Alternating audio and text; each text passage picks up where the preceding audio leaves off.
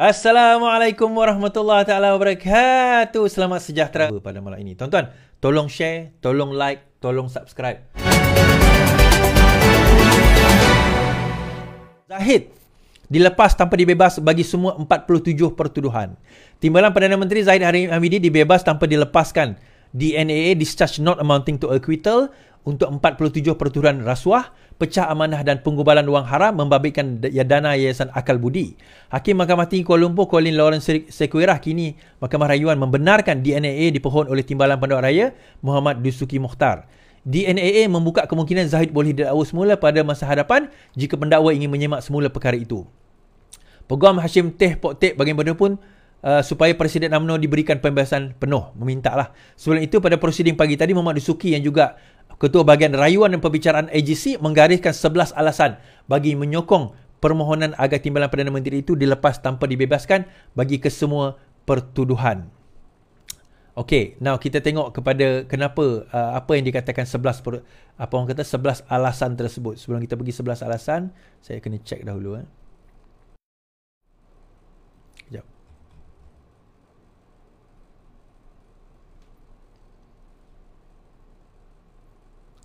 Okey, sebelum tu kita baca komen-komen mereka yang tak bersetuju. Saya suka macam ni. So kita nampak tak bias lah kan. Ambiga. Zahid dilepas, pemimpin kerajaan tak usah sembang anti rasuah. Ambiga. Bekas Presiden Ambiga Sreenivasan telah membidas kerajaan setelah Timbalan Perdana Menteri dilepas tanpa dibebas berhubung kes rasuahnya. Dia berkata, kerajaan berhutang penjelasan kepada orang ramai. Pembaziran dana awam dalam membuktikan kes prima facie dan sia-sia semua kerja keras anggota Jabatan Peguam Negara. Kerajaan pasti berhutang penjelasan kepada orang ramai dan saya harap tiada politik UG Kerajaan Perpaduan berani untuk membenarkan perkara ini atau sekali lagi mengatakan mereka anti rasuah, katanya. Sebelum ini, Satu Seagung Ashraf Wajdi Dasuki mendakwa DNA itu membuktikan Zahid yang juga Presiden UMNO menjadi mangsa penganiayaan. Dalam masa yang sama juga, Syed Saddiq juga menulis di dalam Twitter beliau. Dia juga menulis dalam yang berbunyi, saya baca, 47 pertuduhan rasuah dilepas oleh kerajaan pada hari ini. Bukan hakim, bukan mahkamah, tapi kerajaan hari ini dan lantikan barunya. Berdosa besar jika saya berdiam diri dalam isu ini. This is an utter disgrace to those who fought for a new Malaysia, a better Malaysia, a reform Malaysia. Muda will have emergency meeting to discuss this matter. I like to hear your views. Please share your friends to your family, katanya. Okay.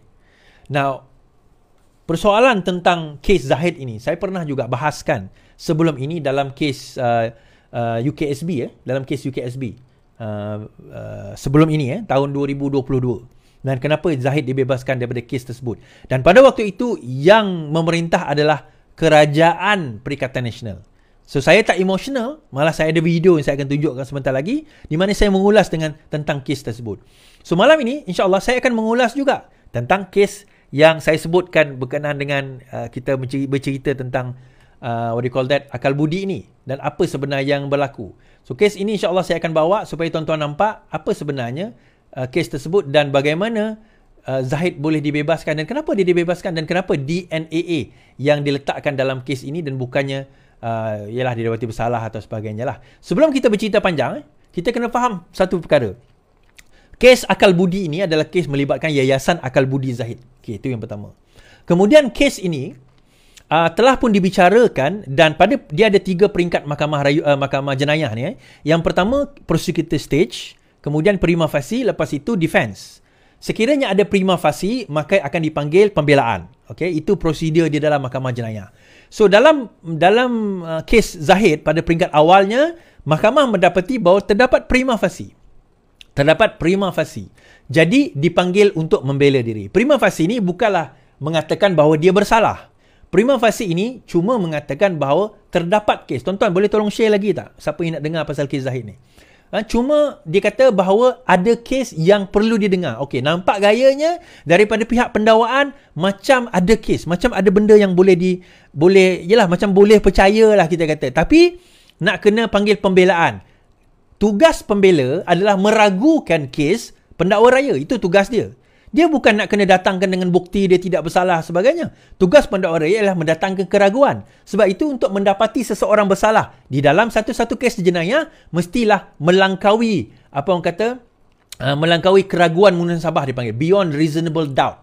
Melangkaui keraguan munasabah. Beyond reasonable doubt.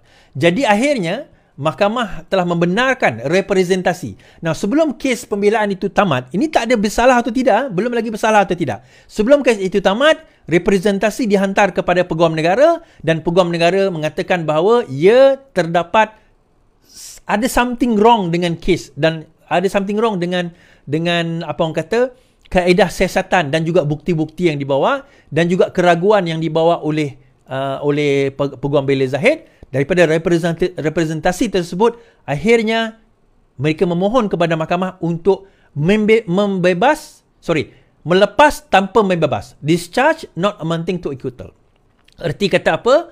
Kalau sekiranya perkara ini ada bukti baru, nanti beliau boleh dituduh semula di bawah section yang sama. Di bawah ketuduhan yang sama. Sampai bila? Sampai bila-bila. Sampai bila-bila? Sampai beliau meninggal dunia. Ataupun sampai kalau merayu dapat, dia discharge amounting to acquittal. Dilepas dan dibebas. Kalau itu berlaku, dan dia tak boleh kena charge di atas pertuduhan yang sama. Tapi kalau tidak, maka sampai bila-bila beliau boleh discharge. Baik. Akhirnya, pembelaan mengeluarkan satu, satu kenyataan akhbar. Kenapa beliau minta, kenapa mereka memohon supaya perkara ini dilepaskan, supaya kes Zahid Hamidi ini dilepaskan dan beliau mengemukakan pembelaan tersebut. Baik. Dan saya bacakan insyaAllah kejap. Okey, kenyataan Peguam Bela. Sebelum kita begitu, kita tengok presentation yang saya buat dulu. Now, 47 kes akal budi bagaimana Zahid terlepas. Alright. Keputusan Mahkamah Tinggi Kuala Lumpur Yang Berhormat Datuk Colin Lawrence Sekurah yang telah membuat perintah dilepas tanpa dibebaskan terhadap semua 47 pertuduhan. Itu keputusan dia. Now, gambaran tindakan mahkamah dalam keterangan bersumpah. Okey, yang ni penting tuan-tuan. Yang ni penting. Di dalam keterangan bersumpah di dalam mahkamah, beliau menyatakan, iaitu Zahid Hamidi menyatakan bahawa Tun Mahathir, Perdana Menteri Malaysia, ini kenyataan bersumpah tau. Okey, ini kenyataan bersumpah, bukan kenyataan yang sengaja disebut-sebut. Tapi dalam mahkamah beliau menyatakan Tun Mahathir, Perdana Menteri Malaysia pada ketika itu 2018 telah memanggil anak guam kami Zahid Hamidi dan memberikan arahan dalam nada yang tegas kepada anak guam kami untuk membubarkan UMNO. Kalau dia tidak membubarkan UMNO, menerima sebarang akibat sekiranya arahan beliau tidak dipatuhi. Dia mengatakan dia jumpa dengan Zahid. Mahathir jumpa Zahid, dia kata kalau kau tidak bubarkan UMNO, maka kau akan terima pembalasannya. Dan kita mengetahui Mahathir ni daripada dulu memang perangai dia dan style dia memang macam ni. Dia akan ugut orang. Now, daripada sini tuan-tuan, saya suspect begitu juga kes apa orang kata UKSB saya suspect arahan dikeluarkan secara tergesa-gesa. Disebabkan arahan dikeluarkan secara tergesa-gesa, maka siasatan itu tidak sempurna. Sebab itu bila saya ulas kes apa orang kata UKSB tempoh hari, saya pelik. Bagaimana pihak SPRM yang saya tahu begitu teliti dalam melakukan sebarang siasatan boleh culas, boleh cuai, boleh hilang the chain of evidence di dalam menentukan kesalahan Zahid dalam kes tersebut. Jadi itu yang saya pertikaikan tempoh hari dan saya kata bukan masalah hakim nak membebaskan dia. Persoalannya perkara bukti yang dibawa oleh pegawai penyiasat itu sendiri ada terputus. Rantaian pembuktian dia. Teruskan. Perjumpaan dengan Tun Mahathir itu berlaku bila? Bila masa Zahid ni jumpa dengan Mahathir? Dia berlaku pada Jun 2018. Anak guam enggan tunduk kepada tuntutan Mahathir. Zahid enggan tunduk kepada tuntutan Mahathir dan pada Julai 2018 anak guam telah dipanggil oleh SPRM. Jun dia dipanggil supaya bubarkan UMNO. Tapi Julai dia tak nak. Dia kata dia tak nak bubarkan. Julai dia terpanggil oleh SPRM dan akhirnya tindakan mahkamah diambil dan dia telah dituduh pada 19 Oktober 2018. Julai itu dipanggil, Oktober 2018. Dalam masa kurang setahun. Kita kena ingat, kita menang pilihan raya Mei, Jun, Julai, Ogos, September, Oktober. Tak sampai 5 bulan tuan-tuan. Terus charge tu diletakkan. Kita tahu kalau SPRM ni nak ambil pertuduhan, dia akan ambil masa yang lama. Now, akhirnya SPRM sebenarnya pernah menulis surat kepada AGC, Peguam Negara, pada 20 hari bulan Februari Dia mengatakan, SPRM berpendapat bahawa penting untuk siasatan lanjut dibuat agar kes pendakwaan lebih kukuh dan SPRM sudah pun mula mendapatkan petunjuk-petunjuk dan bukti yang baru. Siasatan lebih menyeluruh adalah amat penting bagi pasukan penyiasat dan pihak pendakwaan tidak dikecam oleh orang awam dan dituduh melakukan pendakwaan terpilih selective prosecution. Terutamanya selepas kes baru-baru ini terhadap Tan Sri Syahir Samad di mana pegawai penyiasat telah mengaku di mahkamah semasa di soal balas sewaktu perbicaraan bahawa pertuduhan telah dikemukakan sebelum siasatan lengkap sebagaimana yang telah berlaku dalam mahkamah tersebut. Dalam kes Tan Sri Syahir, bagaimana orang kata tergesa-gesanya pertuduhan, tak habis lagi siasat, dia orang dah dakwa. So dia orang risau kes ini akan berlaku sama dengan kes Zahid. Siasatan tidak lengkap itulah menyebabkan reputasi SPRM selaku pasukan penyiasat dan AGC selaku pasukan pendakwa tercemar. Demi menjaga nama baik dan reputasi kedua-dua agensi penguatkuasa, wujud keperluan untuk proses merekod beberapa keterangan daripada saksi-saksi dan mengumpulkan lagi bukti-bukti bagi mengesahkan petunjuk-petunjuk yang SPRM perolehi sebelum ini dilakukan. SPRM memberi jaminan kepada peguam negara bahawa siasatan lanjut ini akan dijalankan secara objektif tanpa rasa takut dan pilih kasih, without fear or favour, serta objektif dan sehingga ke akar umbi. No stones will be left unturned akan dijalankan dalam isu ini.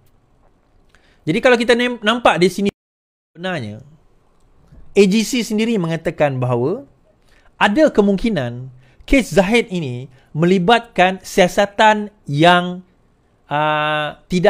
tak cukup lengkap. Tuan-tuan, kita kena faham kalau diteruskan kes ini dan Zahid didapati tidak bersalah, kalau diteruskan kes ini dan Zahid didapati tidak bersalah, apa yang berlaku? Dah tak boleh lagi nak charge walaupun ada bukti-bukti baru datang kemudian. Ni kita kena faham dulu prosedur ni. Bila dia didakwa? Oktober 2018. Bila kerajaan take over Mahathir jadi Perdana Menteri? Mei 2018. So bila Mei, Jun tu dia jumpa dengan Zahid, kau bubarkan UMNO. Zahid kata no, tak nak bubar. Julai dia kena siasat, Oktober dia kena dakwa. Ini memang taktik Mahathir, tuan-tuan. Kita tak tahu, Pakatan Harapan tak tahu. Yes, we were so naive at that time. Kita lupa bahawa kita berkawan dengan buaya. Kita berkawan dengan buaya ke? Kita berkawan dengan kalajengking, tuan-tuan. Kita berkawan dengan ular. Pada waktu itu, kita ingatkan dia dah berubah. Rupanya dia tak berubah. Kenapa dia nak suruh bubarkan UMNO? Yang ini orang UMNO kena faham. Bersatu setelah sekian lama memang bercita-cita untuk menguburkan UMNO. Ini kena faham dahulu. Kenapa? Sebab bersatu akan ambil alih tugas UMNO bagi memastikan UMNO itu berkubur. Ini kena faham terlebih dahulu. Jadi dia guna pelbagai taktik. Dia guna pelbagai cara termasuk mengugut Tan Sri Syahir, mengugut Zahid Hamidi dalam kes ini, akal budi. Mula-mula dia ugut dalam kes yang kes menyentuh persoalan UKSB. Kalau kita tengok UKSB, dalam kes UKSB dia cuba untuk nak jatuhkan Zahid, tetapi even kes itu pun menghadapi masalah, tuan-tuan.